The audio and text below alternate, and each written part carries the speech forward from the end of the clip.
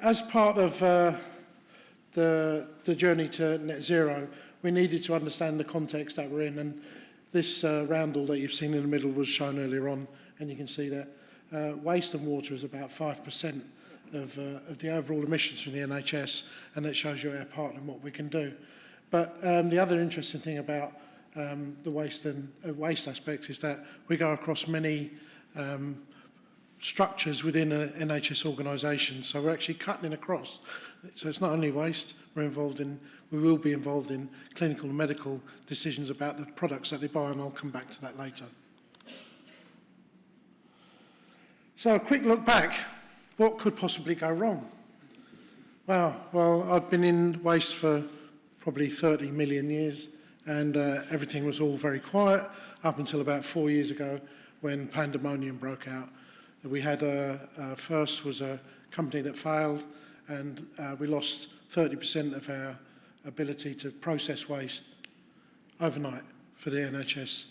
And so that's when I first joined the NHS England team to work out what we were going to do about it. And the pictures that you can see are a mixture of what happened with the company that failed, and just as we got over that, COVID came along.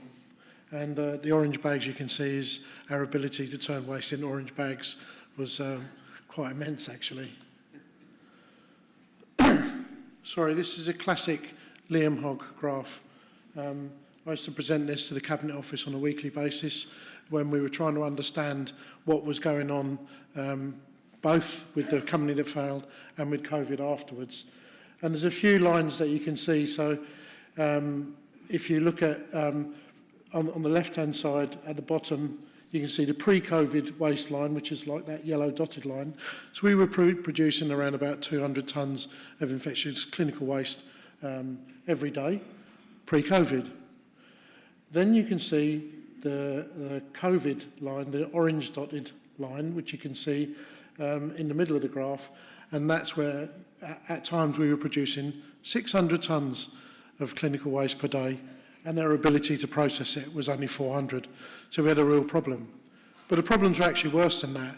When the first failure of the company came along, the first question I asked was, well, how much waste have we got? We don't know. Okay. Where are we sending it? We don't know. What type of waste do we send? We don't know. And from a national perspective, it was very difficult. Individually, all the trusts know exactly where they're sending their waste, but when we were asked at the time, it was very difficult to pull it together. So one of the lessons that we learned from this is that we needed to have a better understanding of what we're producing, where we're sending it, who's processing it. So as you can see, the lessons that we learned here, in fact, there were some pretty hard lessons. People were phoning the centre and saying, our provider's not coming, or they can't keep up with the waste, and how are we going to deal with them? And we said, well, what does it say in your contract? We don't really know. Well, you need to have a good look at the contract, because all the contracts, we had 240 odd trusts, it seemed that we had 240 variations of that contract. And so that's one of the lessons that we learned. Workforce. When we started looking at the workforce, we realised that only 30% of the NHS trusts up and down the country had qualified or experienced waste managers. So that was going to make life pretty difficult in terms of waste management. Infrastructure, we were pretty much wholly reliant, apart from, I think there's 4 NHS-owned plants in the country.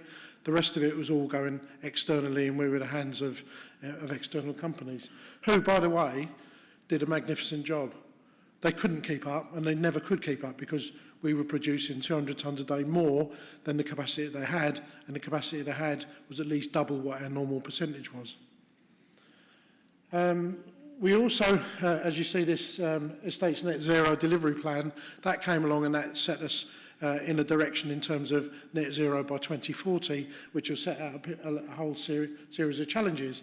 And one of the things that we weren't very good at is circular economy and innovations.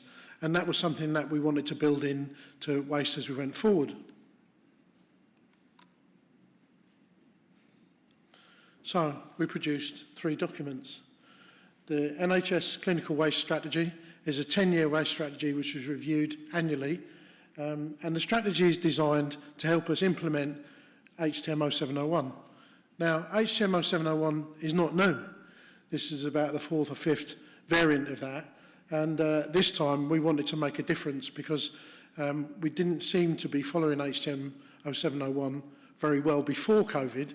And during COVID, it was really difficult to get people to understand what we should be doing.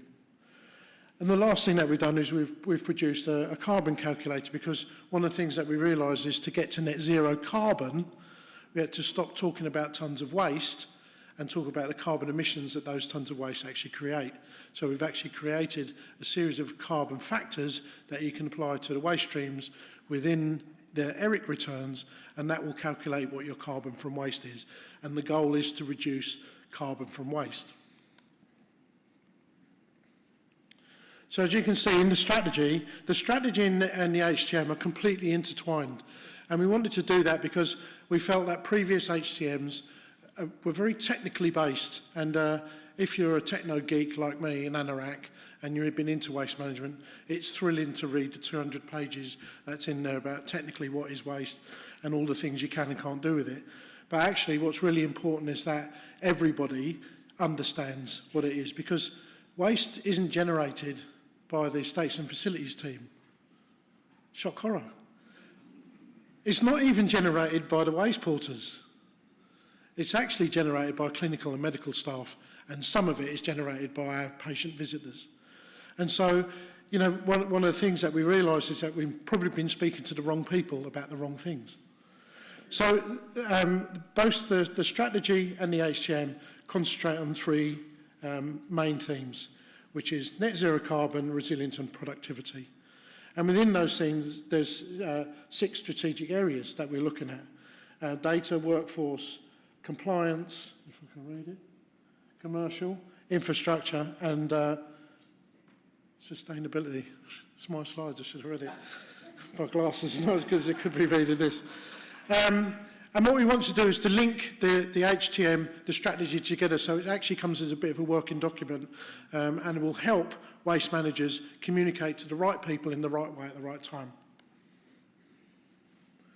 So we can go through these, we could have done this. So data, we want to improve the quality of the data that we've got in the centre. You know, one of the things that happens, I'm fairly new to the NHS and I joined the NHS England team. And the first thing that happened was when we speak to trusts, a lot of trusts are saying, we make our own decisions, we're in charge of ourselves, and quite rightly so. They're individual legal entities, they make their own decisions. But when things go wrong, my phone starts ringing, what's NHS England going to do about this? And what we need to know is we need to have good data to make good decisions. So we're going to run a waste sprint this year, similar to the energy sprint that was run last year. And the sprint is going to allow us to look deep dive into all the sort of areas of waste in these areas that are important to help us improve our decision making and improve the advice and the help and support we can give out to trusts. So we need to improve accuracy of waste data. Now, there's a plethora of information that go from suppliers to NHS trusts, and we're looking at ways of gathering that information up. A little bit like ERIC, but ERIC is a once-a-year shot, and it's a photograph of what the world looked like a year ago. So you can imagine me driving my car, and all I'm doing is looking at the rear-view mirror with a picture of what was a year ago. It's quite difficult to make good decisions, so we want to work on that. Workforce, we've already started working on. We've recognised that waste management is one of those odd areas that doesn't seem to have a path from education into being a chartered waste manager. You can get there, but it's a bit of a tortured route. So we've actually commissioned the first ever waste training programme specifically designed for healthcare waste managers, and it's run by the CIWM. And we've bought the course and developed the course, but we've also paid for the first 2 cohorts of 24 waste managers to go and do that. And that programme is open to everybody now to go to CLWM and book that. It's about, we think it's going to be about £1,600 worth of course to pay for, but what you'll end up with is go from the beginning of waste management, and when the guys are finished, they'll become technical members of the Chartered Institute of Waste Management, and definitely on the first rung towards qualification. And that's going to be important, and you'll see later on that we have well-educated waste managers that are able to communicate effectively with boards to ensure that they secure the resources, maybe the finance that they might need to deal with the challenges that we've got ahead. Compliance. That graph I showed you, a really busy graph. We, during COVID, massively distorted our orange bags that we're producing, which is the infectious waste. Hugely distorted it to the point where we broke the network, and I had to go and knock on DEFRA's door to ask special permission to send their infectious waste to domestic waste plants, which they begrudgingly agreed to and told me never to darken their door again. 3 months later, I was banging on the door saying, we need more help.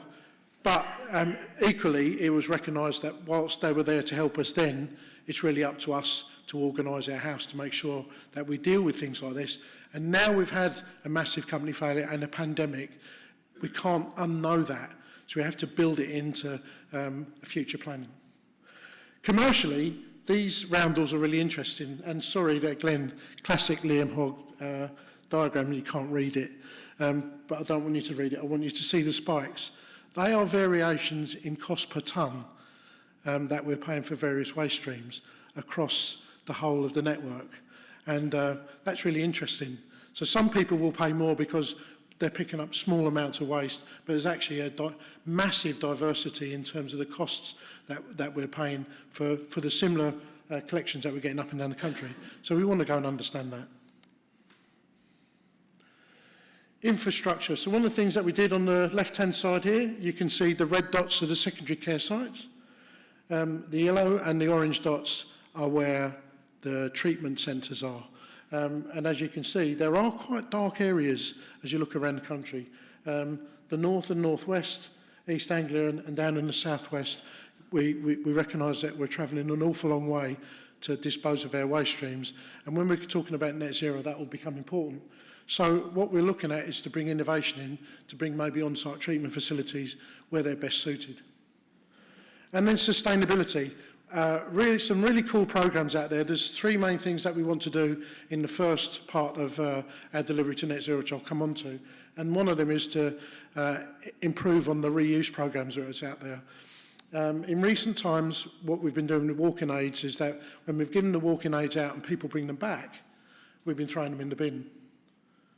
And one of the things that we did was we actually found charities that would be prepared to take them, maybe take them to Syria or Ukraine or wherever they'd be needed. But actually what we've realised is there's nothing wrong with those walking aids. If providing they're inspected and they're renewed, we can actually use them again and again and again and again.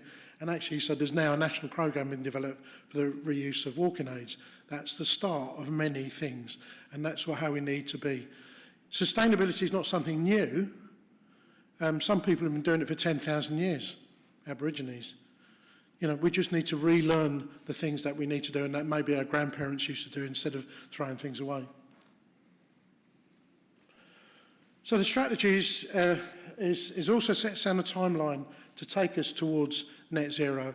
And there's a key point. So 2026, we want to be delivering what we've entitled 2020-60, 20% high temperature incineration yellow bag or yellow box waste, 20% infectious orange bag or orange box waste, and 60% infectious waste by 2026. Now that's a hard and fast target out there. There are people who are already smashing that. There are people who already have got their yellow bags down to about 5%, which is probably where it needs to be. And when we set the original target with the Environment Agency, we were talking about 60%. They were like, Now they think that should be about 80%. That has massive implications in terms of the carbon from each of those waste streams. The yellow bag waste stream is by far and away the highest carbon content at about 900 kilos per tonne. The orange bag is about 450 kilos per tonne, and offensive waste is 21. So if you want to win the carbon race, we need to ensure that we're segregating in those proportions. From 2026 onwards, it then becomes more and more about recycling and resources and making sure that what we buy in is not single use and it truly can be recycled or repurposed or reused. So, HCMO 701. So when we were doing this, and I was doing it for the first time, I was going to have a whole new document that's going to be all about how to make it very, very simple. And then the HTM guys got hold of it, and we produced a document that looks pretty much similar before, but we are starting to write now the how-to documents. I've started to draft how-to for community nursing, and we're also about to start the how-to for frontline nursing as well, and we'll build those in, and they'll overlay over the HTM. But what's new about the HTM, if there are any waste managers out there, it looks pretty much like the old HTM, but what we've done is we've focused hard on responsibilities. Because it seems to me that when I go and visit hospital sites and I ask the estates director, oh, who's responsible for your waste? I'll say there's a young guy, he's in a little office under the stairs there. We don't really see him that often. He's stuck in there filling out spreadsheets. He's responsible for the waste. And I'm saying, no, he's not. You are. And the CEO is. That guy there, his job is to keep you out of the dock. So be nice to him and support him. And I think this is an understanding that we've got to realise, you know, waste is the producer's responsibility. And as I said earlier on, who produces the waste? It's actually the clinical and the medical teams mainly. And we just need to understand that. And the estates directors, CFOs and COOs and CEOs need to understand what their part is. And it's all laid out in the new HTM. So, circular by design. From 2026 to 2040, you're going to see there's a chart in a minute. I'll show you how we're going to get there. It's all going to be focused on looking for innovations in the products that we buy. There's a big push at the moment. I had a phone call. This is the sort of thing that happens in NHS. A phone call. You've got a parliamentary question to answer. Okay. Mrs. Very Angry from Cornwall is very disappointed in the NHS because we're using single-use tourniquets. I thought we'd banned single-use plastics. I'm like, single-use tourniquets, is it a thing? So I get onto my colleagues in National IPC Cell. Is this a thing? Yeah, they're everywhere. Wow. So maybe we don't need to worry too much about straws in the restaurant, but how many of these? So I start researching this, and there's bazillions of these things. So, and I'll go back to them again. Why are we using these things? Well, actually, they're not very good.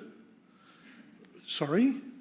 Yeah, they're a bit like the on your Apple Watch. You've got these little dots and a pin that goes through it. So they're either too tight or not tight enough. How did we get those into the NHS? Oh, we've got a document that shows you it's a clinical assessment of the product. And when we went through the clinical assessment, everything is considered apart from what happens at the end. And so now there's a big push now to have a look at that. And I think that will be the start of looking at all the products that we're buying to ensure that it gives us every opportunity that we can to recycle the waste when we're finished using it. And so we won't segregate our way into net zero. What we're going to have to do is we're going to have a circular economy by design. We are going to have to design it. I'm going to jump through this. So all of these documents are all leading us towards where we need to be in terms of delivering net zero.